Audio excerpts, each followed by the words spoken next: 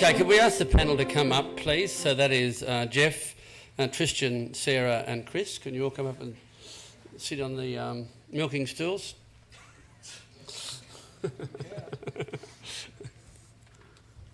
Okay, and we'll start with Geoff now. The panel is to talk about the transformation of Australian agribusiness, and given the briefing we've just had around, Australia being the France of the South Pacific, there's an enormous opportunity out there that we need to get a hold of.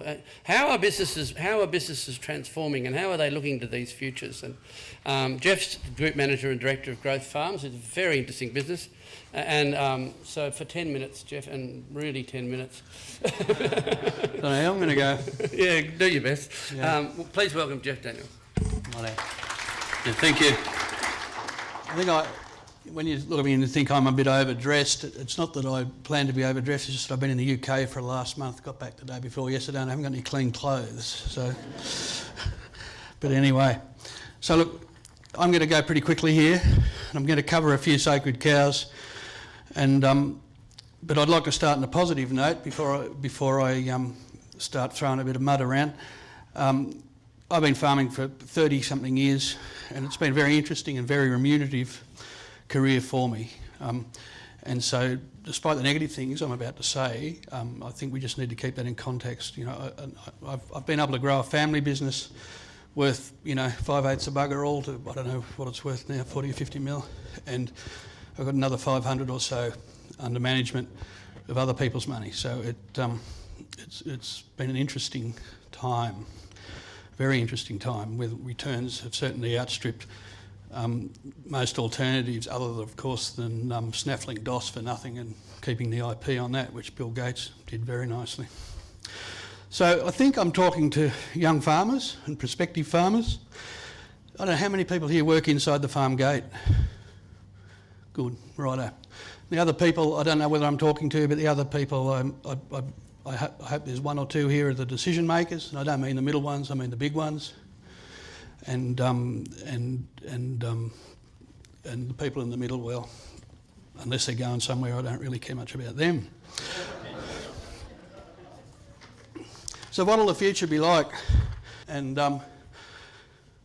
I actually, I don't think the drivers of production and profitability on farms are going to change much. In fact, I don't think they're going to change at all. I think there's a whole lot of technology and new things and blockchains and drones and all the rest, but they're almost peripheral.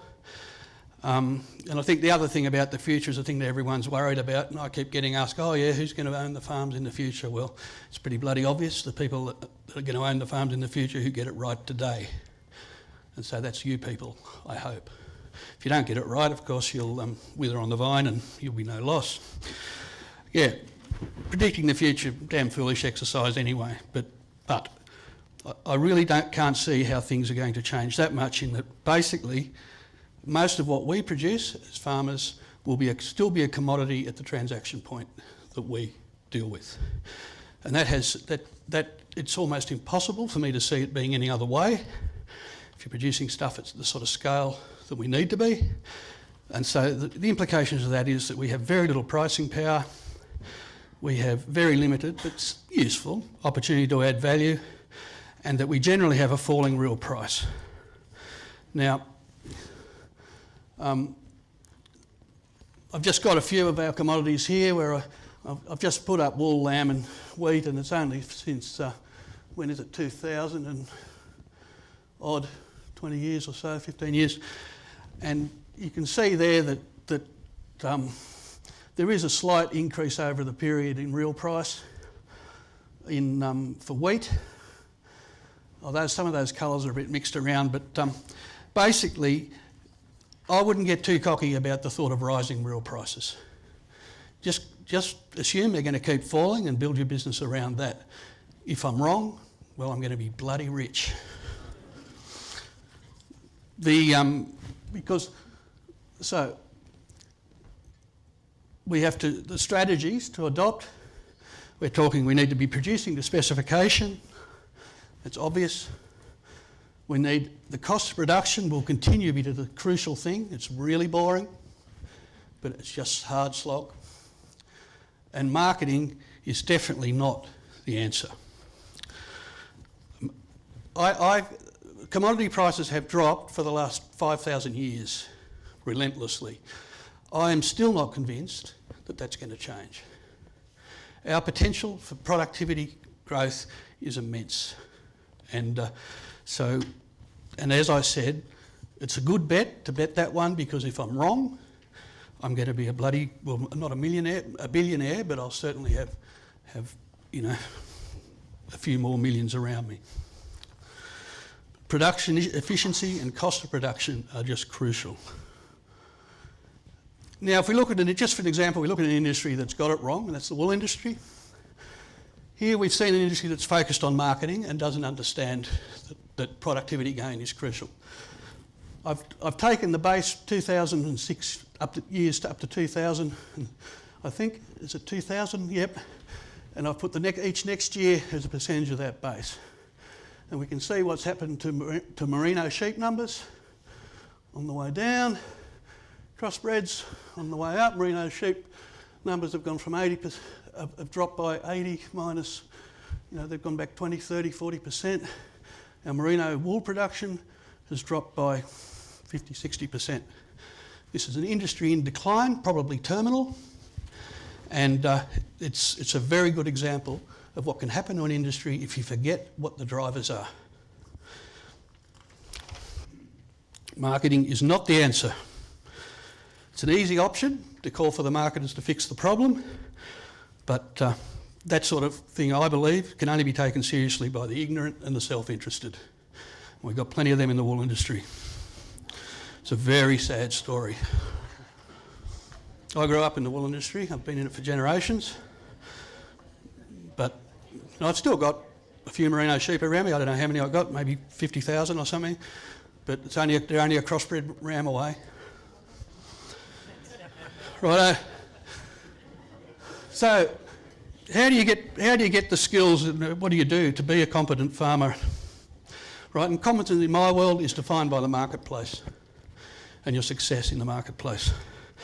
And basically you've got to know your trade. Now that sounds pretty flippant, but I don't see a lot of people out there who do, and I don't see a lot of people a lot of managers that do. It's very sad. I think you need to know the literature, you need to know the science, and I don't know many people who are educated to the level that they can quote you the work behind their decision making. You need analytical skills, and you need to be discriminatory about what constitutes evidence. And that's really key.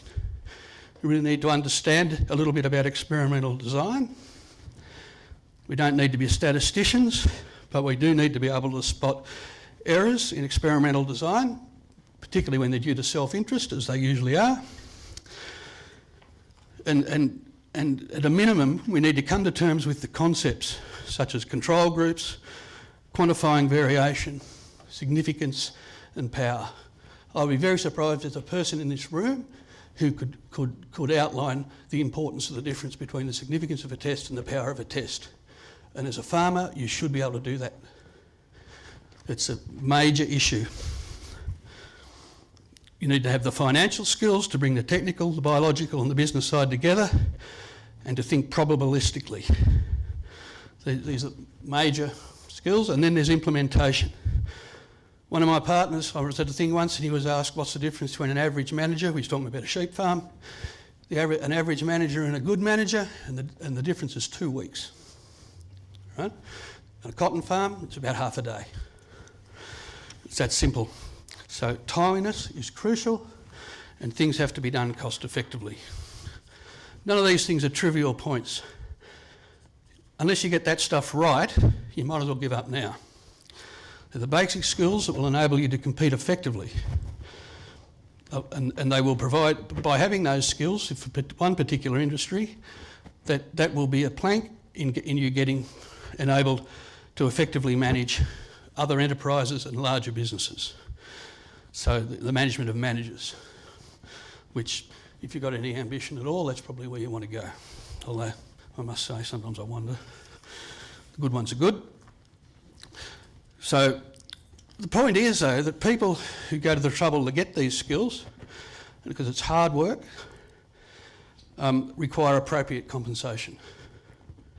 Given current industry structure, that's hard to achieve.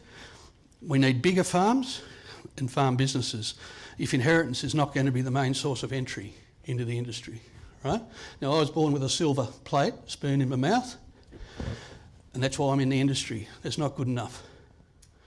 Generally, the dumb ones in my generation, we all went off to our Ponzi schools. The dumb ones went home, the smart ones went off and became stockbrokers. Well, we've been doing that for so many generations now, we're reaping the rewards.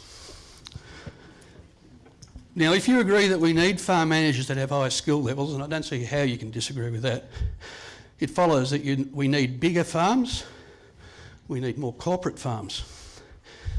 How can an average farm, and the average is far less than 5,000 DSE if you look up the figures, I'm just talking livestock because that's what I know. How can pay a manager, a skilled manager, a decent salary, which will be in that sort of 100, 150 range, I'd have thought.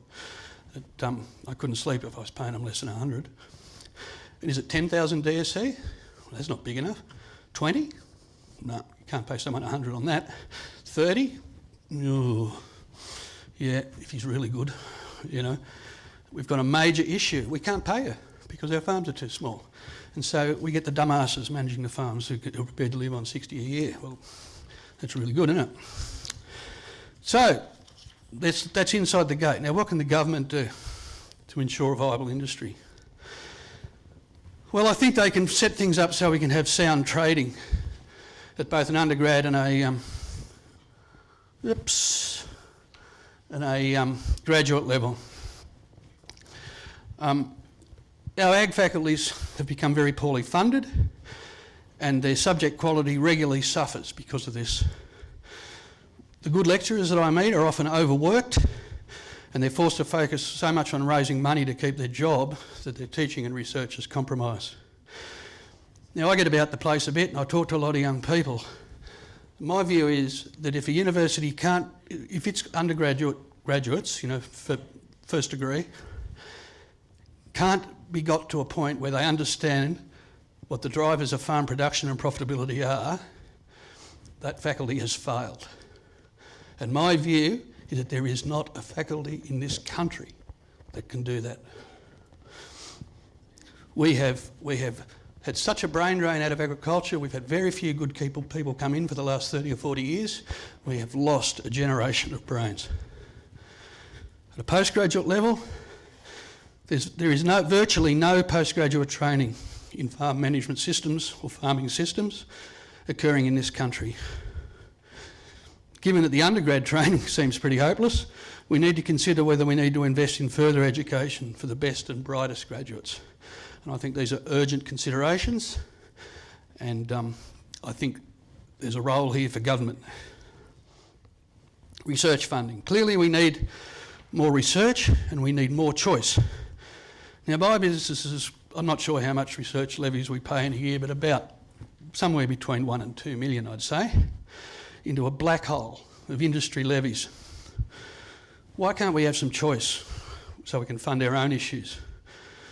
This can't change without government intervention. Farm consolidation, well, I've touched on most of that, but artificial schemes aimed at keeping subscale and incompetent farmers in operation need to be discontinued. We need to get rid of drought subsidies, extraordinary circumstances, interest subsidies, transport subsidies, free extension. It should all go. We've got to allow people to drop out the bottom.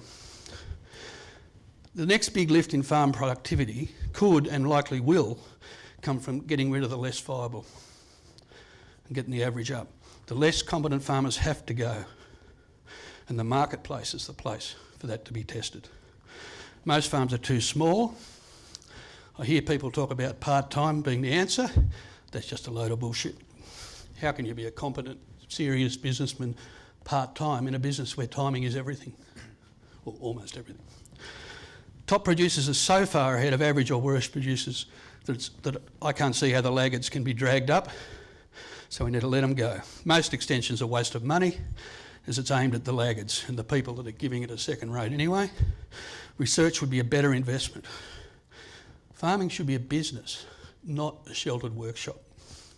We need bigger farms and farm businesses, if inheritance is not to be the main source of entry. There's 135,000 businesses out there. There's only 6% that turn over more than $1 million. $1 million is too small. Capital flow into the industry. Farms are run down, particularly in the grazing industries. I see some terrible things. I see a lot of farms. I've got what I call my dry gullies file, which are the ones I've looked at and haven't bought, and there'd be a fair proportion of Eastern Australia in that filing cabinet. And I see some terribly run down places. Attractive returns are available for fixing them up, but if they've run themselves down to 50-60% equity and they need another 20, 30, 40 spent on them to get them going, the risks are high. Better off to let them go.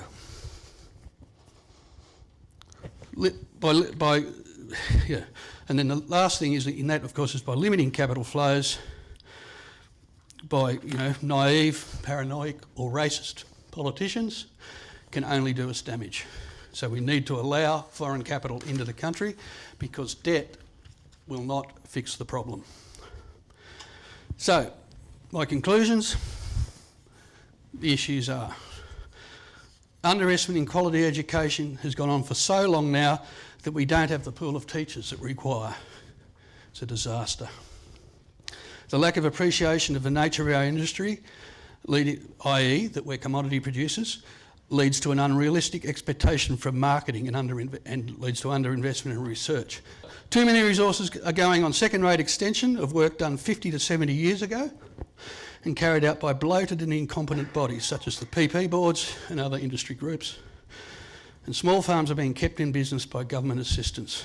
Recapitalisation is essential. The paranoia benefits no one.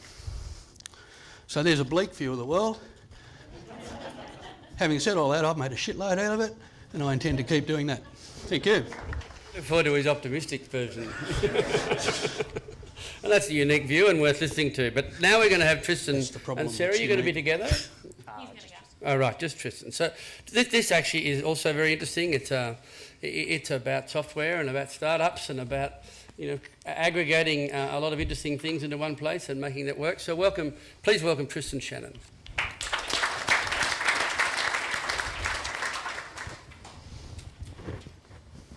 Thanks, mate. Full Profiles started in October last year by the former founders of the Clear Grain Exchange and Ag Farm. And Full Profile is focused on solving inefficiencies in the supply chain and trying to de-risk commodity transactions. We believe the technology that's going to have the biggest impact on agriculture over the next 10 years has arrived. And you'll be surprised to learn that it's not all your common ones we hear about like big data and drones or IoT or even autonomous vehicles. The technology we believe is going to have the biggest impact on agriculture is actually a technology called blockchain. So when we think about a traditional transaction between a buyer and a seller, essentially they reach an agreement, the seller hands over the product or the goods. Sometime later, generally in ag or traditionally in ag, that's been loosely 30 days later, the buyer will actually instigate a payment. The banks will then process this payment, which again is generally an overnight process. And finally, something 30 days later, the seller will receive their money. So the problem with this transaction is that the exchange of goods or the asset and the exchange of money are two separate things. The problem with this transaction is that the seller's placing complete trust in the buyer that they're going to firstly make the payment, they're going to make the payment on time, and they're going to make the payment for the correct amount. And the problem with the transaction is that even once the payment is instigated by the buyer, it still takes time to move through our traditional banking systems. And if you want to get guaranteed same-day payment through banking systems, it costs about $20 for that actual transaction. Imagine if you could actually combine the exchange of the goods or the asset and the payment into one transaction where they're basically simultaneously exchanged in real time. Blockchain will enable this.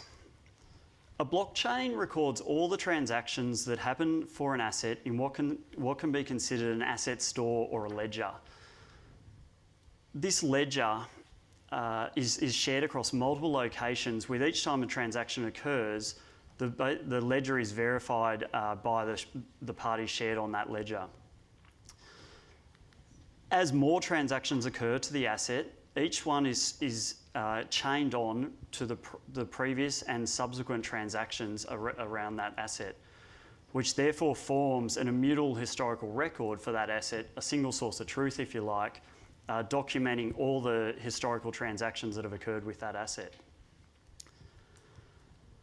So what does all that mean for ag? It's quite a cool technology, but yeah, how are we going to apply it to our industry? And this is something Full Profile's been working exclusively on for the last 12 months. And we'd like to run through today just two simple use cases where the first we want to look at how blockchain can enable secure settlements, and secondly, how blockchain can enable provenance throughout the supply chain. So when we think about a grain transaction today, essentially it's a traditional sort of trust model where the grower will deliver their grain and then say 30 days later they agree that the buyer will make a payment to them. However, in that time we know that the grain is commingled with other growers' grain. It might be on-sold to another buyer, it could be processed, or it could even be exported by the time the grower actually comes to receiving their payment. So in the event that the buyer doesn't pay, essentially there's basically no chance the grower can actually just go and get his asset in the grain back. In 2014 alone, this was estimated to cost the Australian grain growers about $60 million in default payments. And the VFF estimated that this had a knock-on effect to local communities of 2.5 times this amount. So non-payment in just this one sector of grain alone is a serious issue. So imagine in a blockchain environment, this transaction could occur along the lines of where the truck would arrive at the silo, they would go on to capture the gross weight and the quality. The blockchain could then estimate a load value for what this truckload of grain is worth. And then in real time, the blockchain could actually verify that that buyer has sufficient funds in their account to actually make this payment of this amount of grain. Which would then mean when the truck's actually sitting between the sample stand and the unloading hopper, they could actually receive a notification to say that this buyer has sufficient funds to actually make that payment to them. In the event that the buyer does have sufficient funds, they proceed to unload the grain, they capture the final weights, and then that calculates a final load value for the grain. Then in real time, the blockchain will simultaneously exchange the asset, in this case the grain, for the funds. And essentially that completely de-risks the process in that it's completely secure, in that the grower hasn't lost his grain before the payment's actually been made. This is what blockchain can enable. This is a huge advancement in where we are today in our traditional commodity transactions, in that when you think about the traditional trust model where they're getting paid, say 30 days later, what we've achieved here via a blockchain transaction is the grower's actually being paid, and by paid we mean the money's actually in his account before he's even left the silo. So it's a huge leap forward based on this new technology and what it can enable for secure payments around agriculture. If we have a look at the second use case of provenance, and in this case we'll have a look at a basic supply chain in livestock. Essentially, there'll be a cow in a paddock, it might get on-sold to a feedlot, goes through an abattoir, onto the processor, retail outlet, and finally ends up on someone's plate. The problem with this traditional supply chain is that each party who interacts with the asset, in this case beef or cattle, they actually form their own version of what that asset is. So in the case of the farmer, he might upload that cow's tag number into his farm management software. The feedlot might have scanned the NLIS tag and put it into whatever software they're using. The abattoir might have a carcass barcode they've uploaded into their software. And so it goes through the supply chain, which creates the problem that as a consumer with that food on your plate, it's actually impossible to go back through everyone's private database to firstly identify which asset you're actually consuming, and then how does that asset link to the previous person along the supply chain. What blockchain could enable is every time there's a transaction along that supply chain, it actually links the previous and the subsequent transactions to that asset. So we've actually now got one asset moving along the supply chain instead of just creating new versions of the asset every time it transacts. So this again is what blockchain will enable for agricultural in provenance space. Coupled with this will be, every time that animal does move and transacts, will be the secure payment piece. So we're de-risking the transactions as well as achieving provenance. And we think this is really important in that provenance has traditionally been that thing that everyone wants but no one really wants to pay for. So by coupling it with the transactions, which the industry wants because people do want to de-risk transactions, we believe we can actually achieve provenance at a very low cost base and achieve this no matter what size scale you're on as a farmer or how much investment you've made in the supply chain.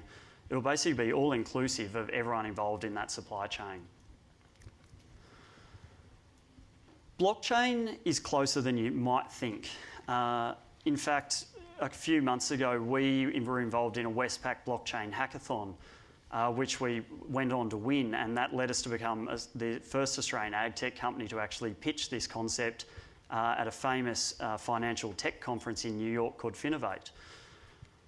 The financial tech industry is actually getting incredibly excited by this new technology.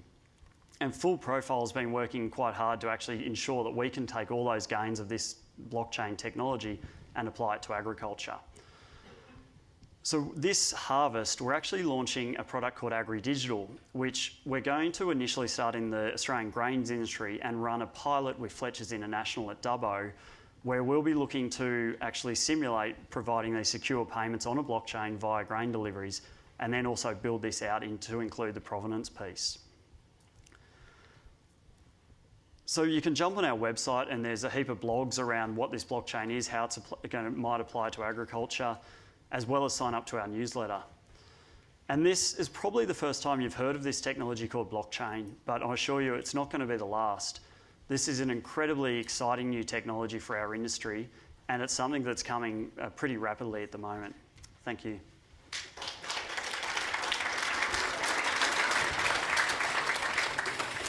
Oh, that was interesting. Xavier mentioned that there are 4 companies that control 75% of the agricultural trading in the world at the moment. Does that looks like that's going to really break that down? It's is it going to be a many-to-many type arrangement, or is it? Absolutely. So it's, the concept of blockchain is it's all inclusive. So it doesn't sort of matter. It will no longer matter how big a company you are or what your risk assessment is. So everyone can compete on a level playing field. So it should open up competition like holistically and completely. Wow, that's a big step forward. That's fascinating. Okay, thank you for that. That was seriously interesting. Could we now please welcome Chris Duff from Delta Agribusiness? So please welcome Chris. Chris has done a great job with Delta. It's a very good business. Welcome. Thank you, Mike. Okay, just That side away from the speaker, so just in front of the in here. lectern. Okay, thank you. Morning all. Just before I start, we've been asked just to speed up our presentations a bit, so I will purposely skip some slides. When you see me flick them through, you'll know what's going on. This morning I'm just going to give you a brief snapshot of what our company has done in the digital space just in the last couple of years. It is just a few examples of what is happening, and it's more about trying to provoke your own thinking as to where you might be going in your own farm businesses or in your own farm services sector. So, but before we do that, I just want to give a little bit of a brief snapshot. There'll be things that you know, a little bit of the history of what is currently driving some changes that are in ag, and we just need that as a bit of a backstop. Okay, so just quickly about Delta Ag, just before we start. Looking at the delegate list, we're across Australia and you're across a lot of geographies, and you're also across a lot of the industry. We are a ag supply services business that operates in the medium to high rainfall zone of New South Wales. We have 25 locations. Our business is built on the advisory sector, so we have a high level of agronomists, farm consultants, and also grain advisors as well. And we also do a lot of grain marketing and livestock. In recent times, we also would put our hat on as being a company that provides technology options to our farmers, because we do see that as being where the industry needs to head to. and we also see there is value to be added there to our farming clients. So that's just who we are for the people who aren't New South Wales centric. So the first little bit is a little bit of history about where ag is. So since 1990, as a benchmark line, our farm size has increased dramatically. The number of farm businesses has decreased dramatically. In most of the geographies we operate in, we have lost at least 30% of our physical farmers in that time frame. Obviously farms have gotten bigger and the physical number of farmers have dropped out. But likewise, the labour availability has become quite serious in most locations. And since 1990, one labour unit now does 50% more land capacity as far as what they look after than they did 25 years ago. So it's quite a significant change. In that time frame, going back to Xavier's comment, we started with 29 sheep in 1788, if I remember correctly. We got to 160 million up in the late 80s.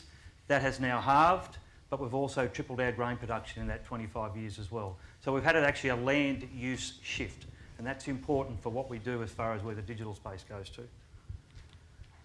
Likewise, from a productivity point of view, just very briefly,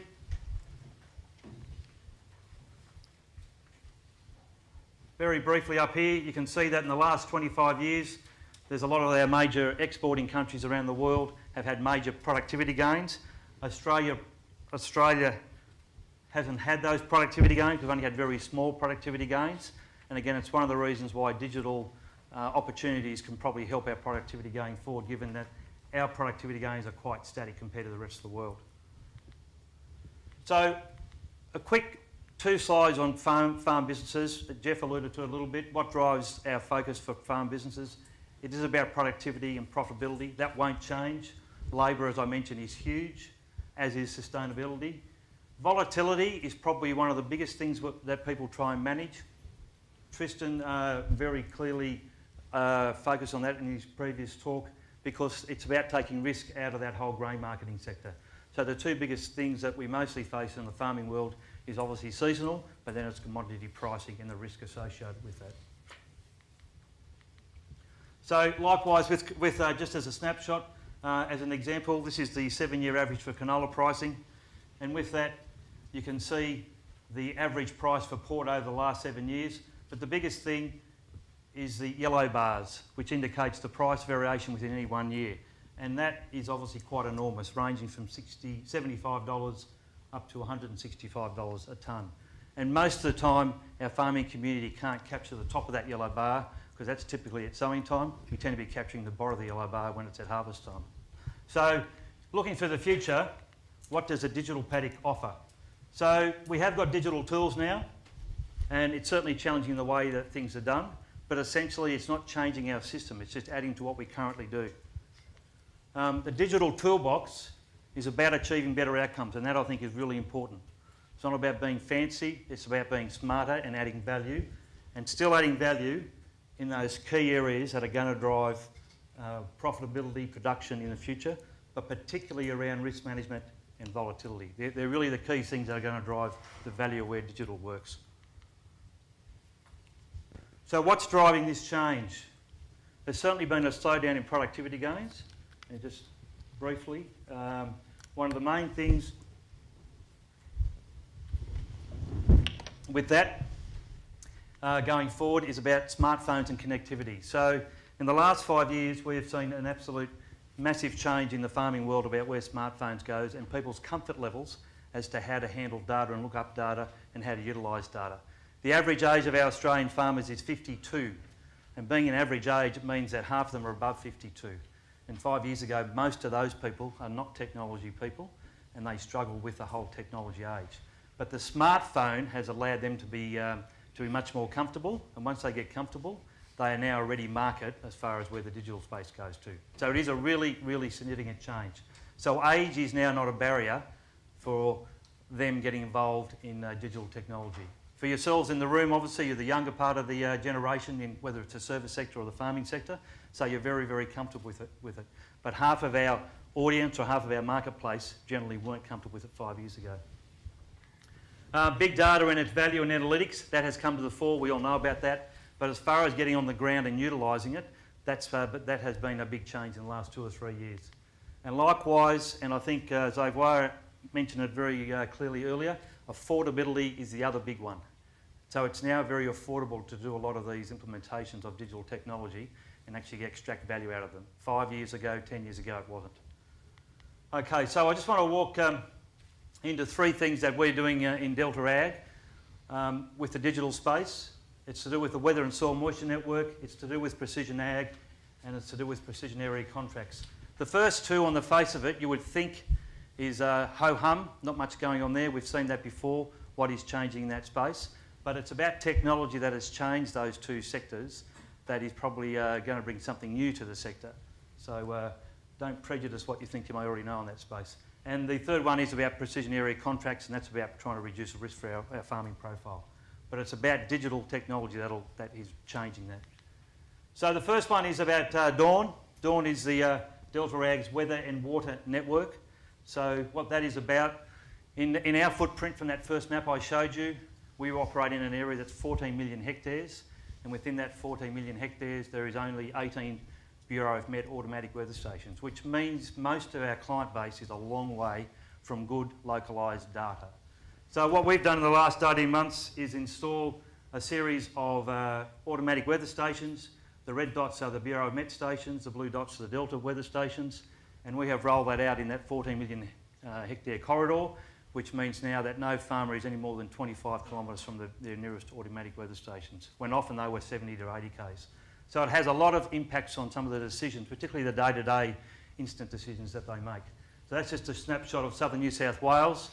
And it also has a fairly big influence on, there's a lot of insurance, seasonal risk going on in this particular space, and they need more granularised, localised data for that to work for the farmer.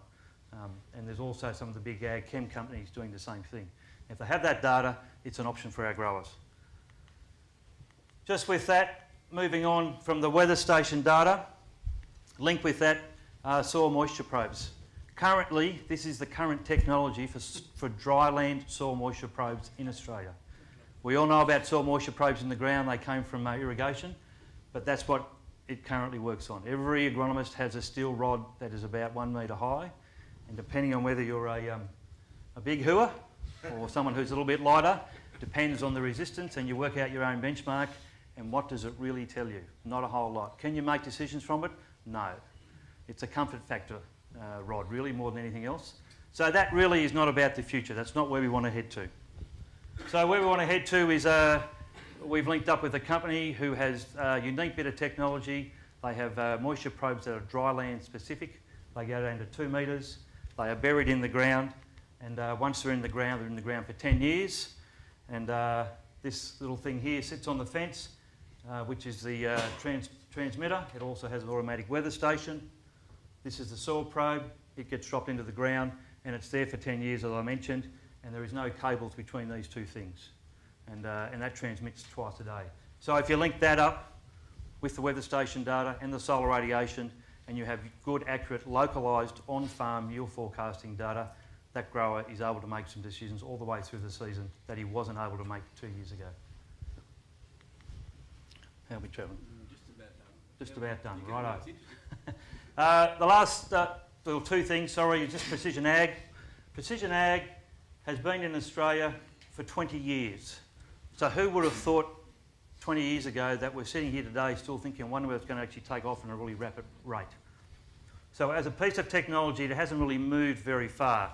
But there's no doubt it's gained a little bit of momentum in the last 3 to 5 years, and I think that curve will be a very sharp rise in coming years.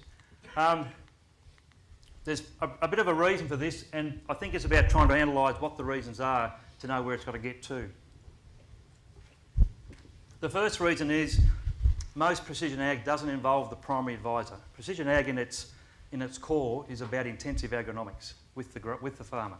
And most of the time, precision ag has been driven by software technology, but doesn't involve the primary advisor. So it's sort of left him out in the cold, and most growers and most advisors are really not heap tech savvy, so they don't want to spend the time on it. Second reason is there's a lot of different machinery and out there, and there are not a group of people across all levels of machinery, and very few farms own the one colour of machinery. So there tends to be a bit of a problem. Thirdly, there's not the complete platform, so that's been a major challenge. In Australia, there are 4 key components to precision ag. Most companies delve in 1, 2 or 3. Generally, they do not delve in all 4. And so from a grower's perspective, they want to have the whole package. They don't want to have compartments or sectors. So the company we've linked up with is out of Canada, and they involve all 4, which is really their own platform, which is built for the grower to use and not rely on an agronomist fully. It's about having their own tech specialists, which are across all companies. It's about having their own hardware. So data goes straight to the cloud and bypasses operator error. And it's absolutely about making sure they involve the primary advisor, no matter where they come from or what organisation they come from. So it's a fairly major change in the scheme of things. Last key point, Mike, if I may, is when you pull that together, it requires a fair bit of thinking time. But once you stop and think about it, and you start to pull some of the jigsaw pieces of the puzzle together, you start to think of other things. And there's one more thing that's come in here that we didn't intend to set out to do, but it came to part because pieces of the jigsaw puzzle came together. And that was to do with precision area contracts. So back to my volatility slide. Our target is we want to get our growers capturing the prices up this end of the yellow bars, not where it currently sits down this part of the yellow bars. So what's occurred really, because we've got those that data, which the Precision Ag now does, and it involves getting imagery maps through the middle of the year, but it also involves, very importantly, like a proof of purchase at the end of the year. It says, I produced 3.2 tonne of grain, and there's actually a set of objective data that says, here it is. So once that happens, it has changed the mindset of our grain buyers, who now know that someone can't fudge a hectare contract. So, which is obviously they're open to being fudged. So essentially, the precision area contract transfers risk from the grower, the production risk and the seasonal risk, to the end user or the buyer. But the buyer is happy to take that risk because he's got visibility over what he has done through the year. And that's only come about because of those couple of components I talked about beforehand. So essentially, in the paddock, we've got sowing. We've got a couple of images here of what has been happening through the year, and then we've got the final harvest map. And there's a strong correlation between these NDVI imagery maps and final yield, which gives our end user, our buyer, comfort as to what's going on. So he can manage his risk because he's not getting a shock at the end. It involves the primary advisor assessments. It involves the Farmers Edge platform with precision ag data. It involves that final yield data. And to do that, the grower commits he's able then to have a precision area contract in wheat and canola, and that's going to be an offer for next year. So there's a major change on risk management for him and his ability to capture dollars at the end of the day. Okay, I'm not going to whip through the productivity benefits. Last slide, thanks Mike. Second last slide. Once you get into that space, it just gets you thinking again, which is what these 3 days are about. It's about thinking. And the thing that I would say is about thinking, once you get that data together, you start to think about how you can then utilise it. If you haven't got the data, you don't know how you're going to go and use it. And you can now go into your bank and say, I've got an accurate 1.2 metres of moisture profile, I'm already guaranteed 2 tonne of wheat. It'll influence how you deal with your bank. It can also influence how you deal with seasonal finance, and it'll influence heavily how you may also deal with insurance options that have come to the fore in the last 2 years. So it's just about getting your brain in that space. Lastly, just whatever you do in your space and however you want to go forward, you do need to ask yourself the key questions, because technology can be overwhelming. It can offer a lot of benefits, but you can also get swamped by it, and you can just tread water and go nowhere. So the big thing is you've got to ask yourself, does it improve my efficiency on the farm? Will it improve my risk management, one of the biggest ones? And will it improve the bottom line? It's got the old adage does not change. Can I make better and more objective decisions from it? Can I utilise my resources better? And somewhere along the line, can I get better labour efficiency? That's not an exhaustive list, but I think it's probably the 6 key ones that you need to ask yourself about where digital innovation fits in. Thank you.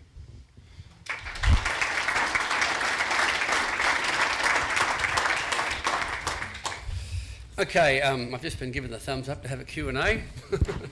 We're running horribly late, but some really interesting conversations there, and some of them are quite hard and demanding, and some of them are offering solutions for what's coming in the future.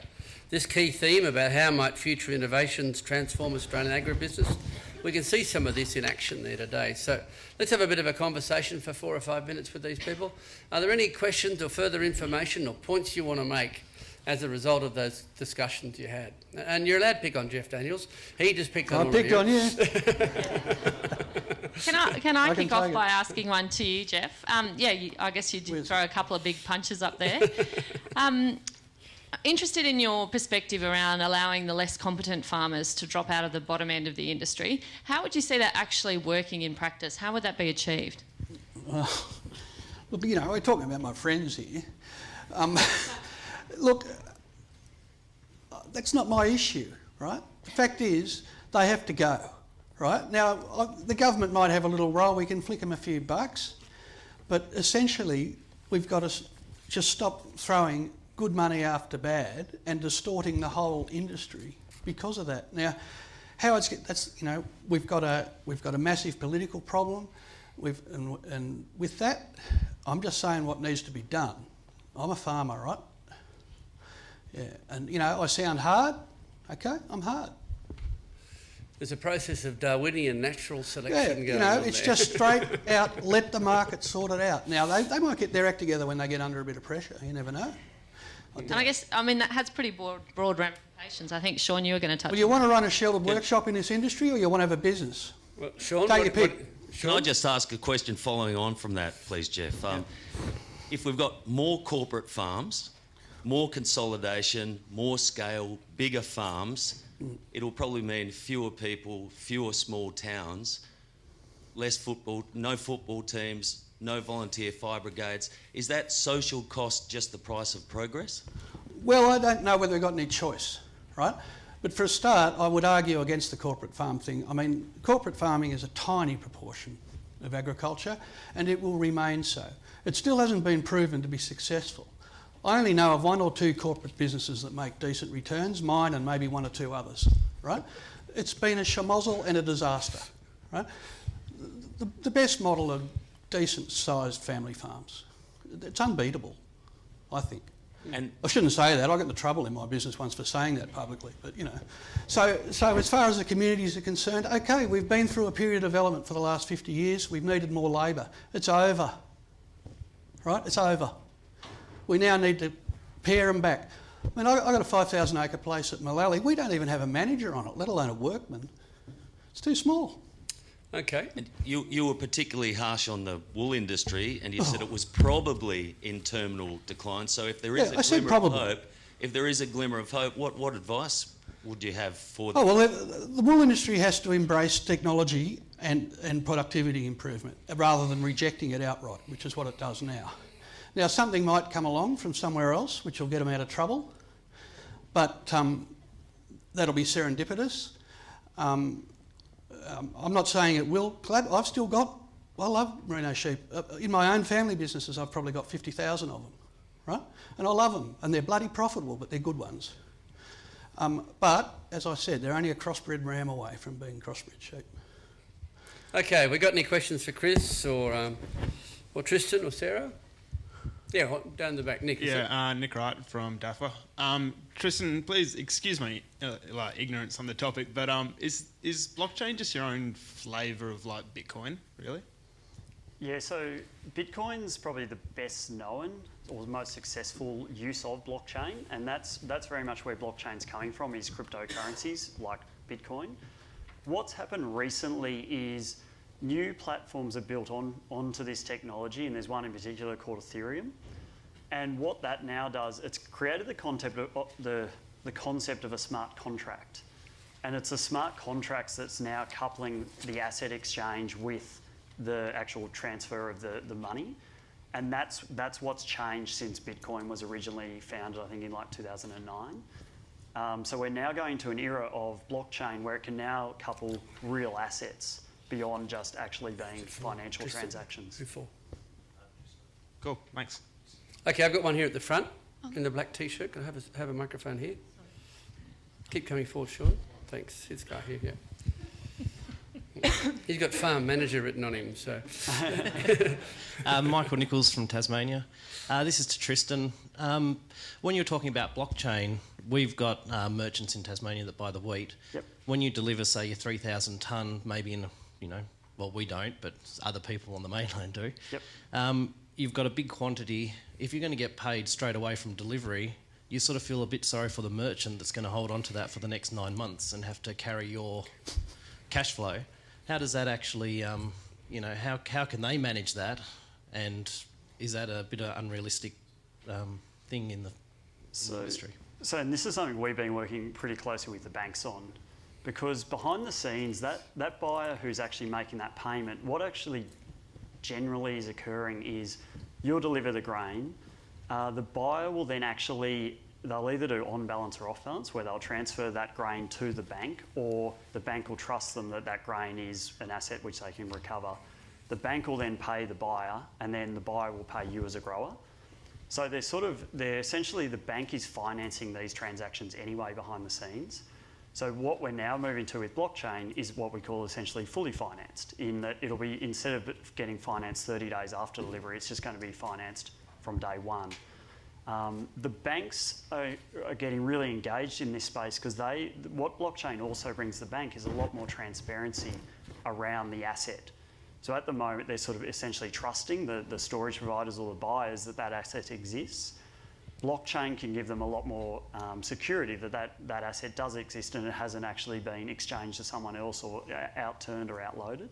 So I think it's something that this is where the bank's involvement in blockchain is going to be really critical to the success of overall ag. Yeah. I've got a question down the back. You wait your turn. Hi guys, my name's Bindi Turner. Just for full disclosure, I'm the CFO of a grain trading business, so I have a vested interest in this, but a fascinating panel discussion. My question was originally for all three of you, but just to Chris, in regards to the collation of grower data and the comfort your clients have in the ownership of that data, the security of the data, and whether they are actually able to monetise that for their own benefit. Any particular part of the data, or just in general?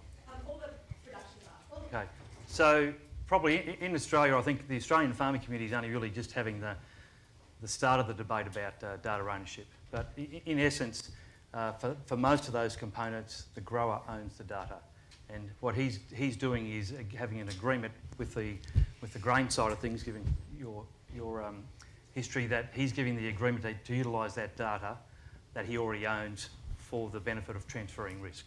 So for that particular component, his data.